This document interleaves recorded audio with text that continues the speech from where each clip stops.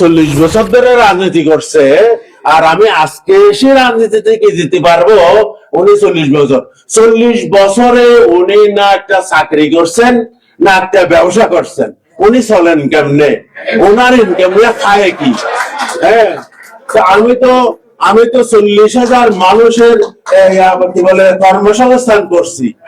উনি বলছেন যে আমি তো বেশিরভাগ আমেরিকায় থাকি, তো আসলে আমি বেশিরভাগ বাংলাদেশেই থাকি, এবং আমি এতগুলি প্রতিষ্ঠান, আমি তো বিএমএ 3বার ইলেক্টেড ট্রেজারার ছিলাম, এবং আমাদের বিএমএ ভবন ট্রাস্টের আমি ফাউন্ডার ম্যানেজিং ট্রাস্টি।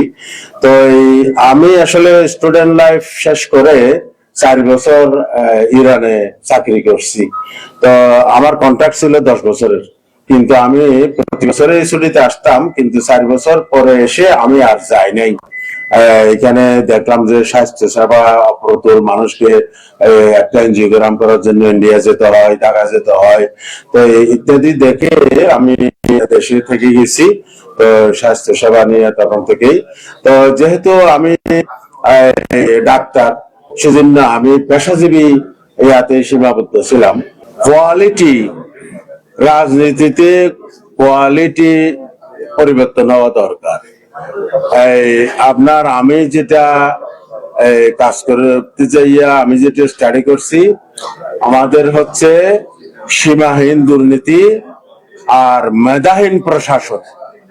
মেধাহীন প্রশাসনের কারণে 54 বছর পরেও আমাদের দেশের কাঙ্ক্ষিত উন্নয়ন হয় নাই। মেধাবী প্রশাসন যদি আসে, রাজনীতিতেও তো গুণগত পরিবর্তন প্রয়োজন। রাজনীতিতে গুণগত পরিবর্তন প্রয়োজন। এই যে ধরেন আমাদের যে ফ্লাইওভারটা হয়েছে, এই ফ্লাইওভার যে পারপাসটা আমরা এখন ওটার মাধ্যমে যে এটা পাচ্ছি, সেটা এটা টোটালি না করে আমি বিনা পয়সায় আরো ভালো সার্ভিসটা আমি দিতে পারতাম। কিভাবে?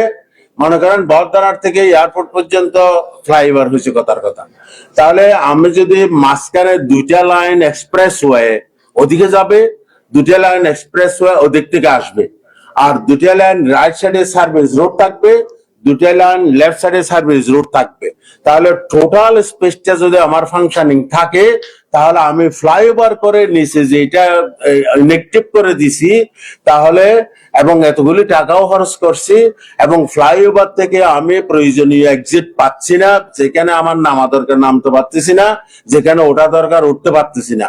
তাহলে এটা ওই মেধাহীনিয়ার কারণে, এই পরিকল্পনার অভাবে এই আমাদের ক্ষতিটা হয়েছে। এত হাজার হাজার লক্ষ কোটি টাকা আমরা খরচ,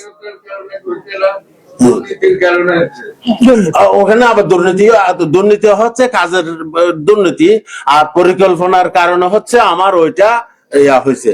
তো সেজন্য রাজনীতিতেও গুণগত পরিবর্তন হওয়া দরকার। এখন হচ্ছে আমি মনে করেন আমার প্রফেশনে এইভাবে এন্টারপ্রেনার হিসেবে আমি অনেক অবদান রাখতে পারছি। আমি এখানে আসি বলেই এখানে রাখতে পারছি।